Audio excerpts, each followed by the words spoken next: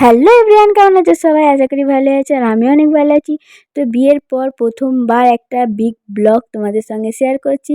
আসলে বন্ধুরা, বিয়ের পর আমি আমার পুরো পরিবারকে নিয়ে এসেছিলাম ব্যবত্যার ভীম পুজো দেখতে। আর সেখানে কীরকমভাবে কাটালাম তোমাদের সঙ্গে সবটাই শেয়ার করব, তোমরা দেখতে থাকো। তো এখানে দেখতে পাচ্ছ বিরাট বড় একটা মেলাও বসেছে, আর এটা হচ্ছে মন্দির। আর এখানে আমরা পুজো দেওয়ার জন্য অনেক সামগ্রীও কিনেছি।